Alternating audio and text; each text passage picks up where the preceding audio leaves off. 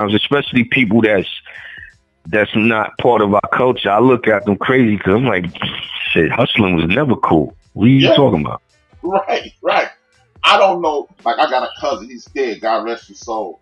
He hustled because my aunt was in a horrible situation, and I never heard him say, and he was getting it, and I never heard him say, "Oh yeah, this is what time it is." I've never heard a real hustler say, "Yeah, this is what I wanted to do." No. Yeah. I've never heard anybody breaking laws on a regular basis to live say, "This is what's up." Exactly. Most of the stores in New York was bodegas. Mm-hmm. Most of them dudes was Spanish. Was Dominican and Puerto Rican, and they came straight from the islands or whatever. Mm-hmm. All of them sold drugs, but all of them took that drug money when they got to New York and started businesses and transition. Most of the Spanish cats that we know and grew up with, their parents came here, hustled. I ain't saying it was right. We ain't blaming, right? Rockefeller and them did it. Warner Brothers did it. The Warners did it. The Kennedys did it. Right. The only time it became a problem is when black and brown people started doing it and making tons of money from it. But then comes the RICO law. Right. I'm gonna lock you up it's a RICO law now. Exactly. You get caught with a bundle of crack, you going to jail for 15, 20 years. But, this is the things that, like I said, the Rockefellers, the Warners, they did prostitution, bootlegging. They did all illegal stuff. That's how they made their money. Mm-hmm. You know what I'm saying? It's funny because before I left Universal Payday, Seagram's bought it. Seagram's Gin owns Universal. Wow. Never knew that. And this has been over 20 years now. But Seagram's owns Universal. And I'm like, damn, how does that? I said, they just going back to their old ways. Like, shit, it was bootleggers who started on positions of power anyway. The Rockefellers, Joe Kennedy, the Warners. Like, these people, the Rothschilds, like, all these people was doing illegal stuff anyway. The Jews, people like, I see, I always look at these Italian movies, but the Jewish people, Murder Inc. was the biggest murder crew on the planet. Say it again. But they sent their kids to school. That's why so many Jewish lawyers. They sent their kids to school. Yep. They did something the Italians, they worked for the Italians. But the Italians was like, we just gonna keep it illegal till whenever. The Jews was like, nah, man, we gonna take this bread and send our kids to school. Mm-hmm. And hence, you got all these Jewish lawyers. And doctors and accountants. We're gonna keep ourselves healthy. We're gonna protect you from the laws that's against you. And we're going to finance it. Mm-hmm. And we're going to be able to count our own money. And that's, man, again, it's amazing. Like I said, this is one of those conversations that you can tell that needs to be happening. Because earlier in the show, I said, man, instead of sending our kids to school for business administration, we need to start sending our kids to school for political science so we can get somebody to get in there and change these laws so our brothers and sisters who go down the wrong path could to get an opportunity once they, because we all stumble and fall. But it's about how, if you have an opportunity to stand up and fix that mistake.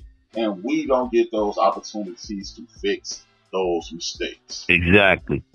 You seen it. I know you seen when the Jewish people in Brooklyn had the funeral for the rabbi. You see the police ain't touched them, right? Ain't saying a word. And they ain't touched them because they got their money together, they got their bag together, they got their grip together. Them people knew for insurance purposes, you touch any of them, and the police department gonna get those insurance policies pulled and all kind of different things that they finance. Like, yo, I ain't mad. Like, people, yo, it's pros and cons with every race. Mm-hmm. But you see, they was out there. They wasn't social distancing. Nothing. You gonna respect what we doing, or you gonna pay the consequences. Like I said, another thing I said, we need to start financing and getting, because it's this fund. I can't think of it now. I got to look it up for the listeners. It's a fund that is a black group that has a fund who help finance civil rights attorneys. We need to get behind that. It's right, brothers, because we need to, when these mad dog cops come down on brothers, we need to get at their asses and start attacking their pensions. When you start making it so when your ass retired, you got to get another job after fighting crime, I bet you all of a sudden beating up brothers ain't cool no more, because your ass on public assistance after you retire. And exactly. We have to organize. We have to put ourselves in a better situation. And instead of just standing around complaining, I can't go outside. Dude, you 50, you 45, you 35. What the hell is outside, man? What's going on outside for you? Exactly. You got 3 kids. What the hell are you doing outside? If you ain't in the yard somewhere. Like I said, man, they create chaos, man. Like, yo, how many life sentences Hoover have? Man, how about this? You know who Hoover is, and you know who Jeff Ford is.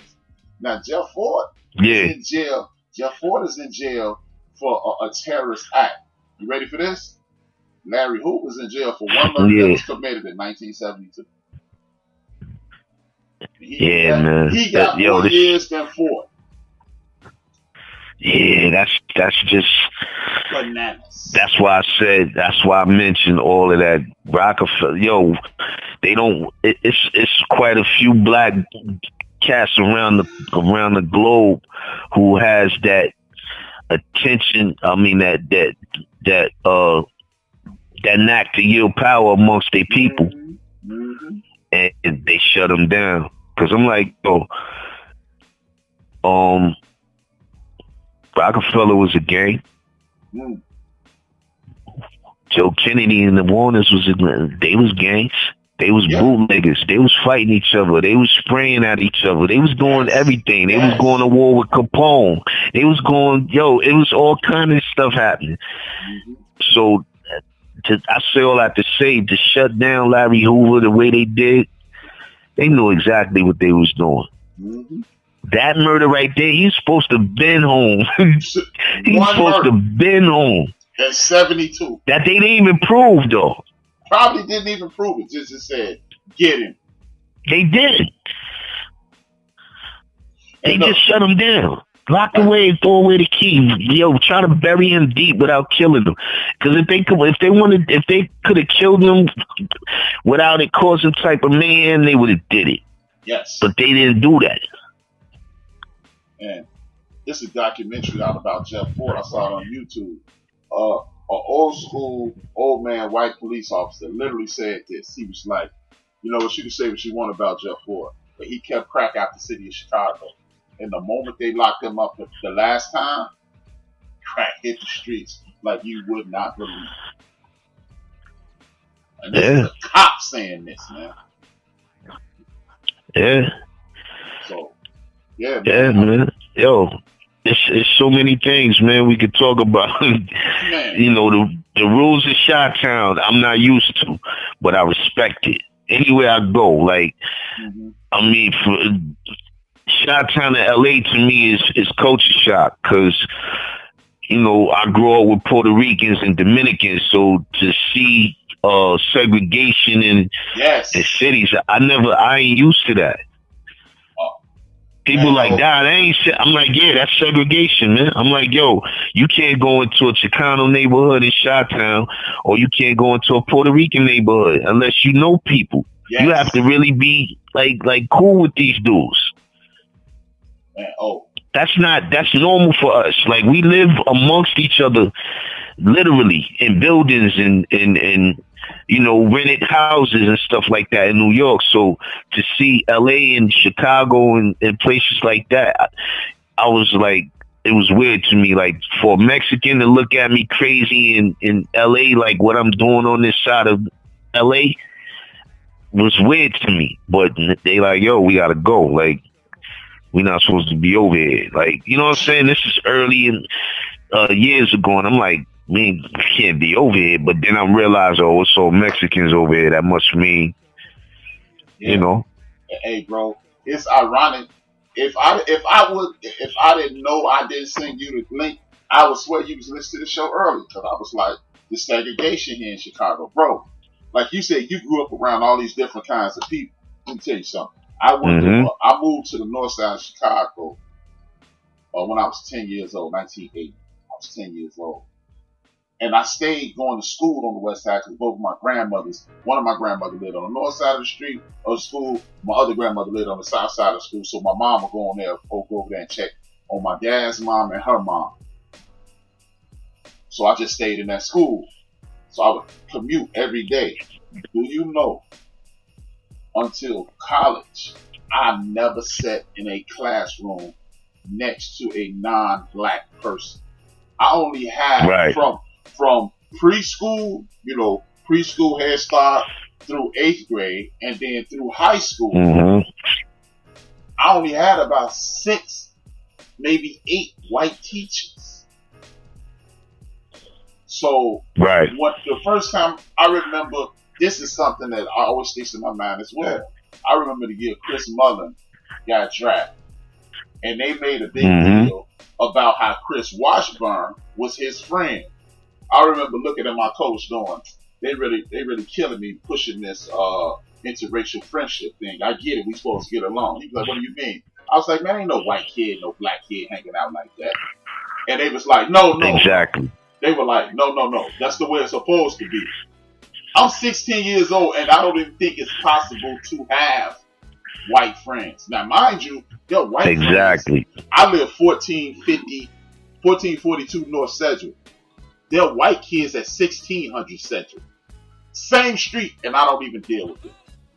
I don't even. It's like they don't even. It's like they don't even live in. They don't even live in my part of Chicago, and I could literally run to one of their houses and not even get to. I remember that sportscaster Chet Coppin.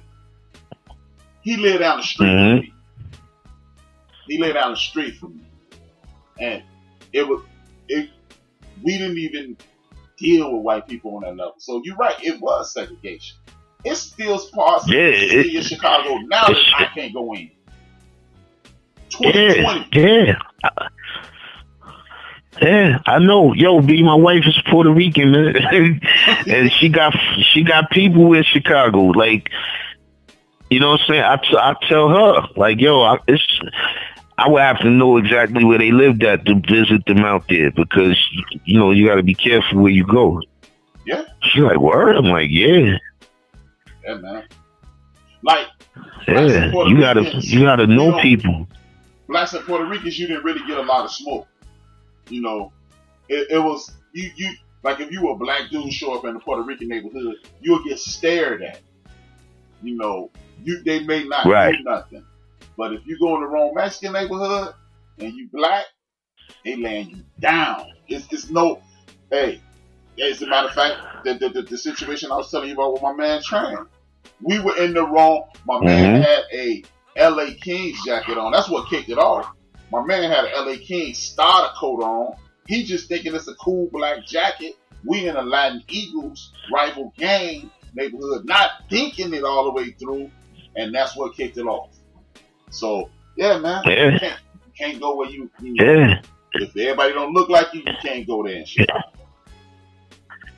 Exactly. And that Chi-Town shit is dangerous. And I'm like, yo, my city's dangerous, but I'm like, damn, Chi-Town got super dangerous, man. It was already dangerous, but they got turned up. But then, like I said, you know, the segregation thing, the hat thing, this thing, that thing. I'm like, yo, if you're not from there, you definitely have to, you know, from these places, you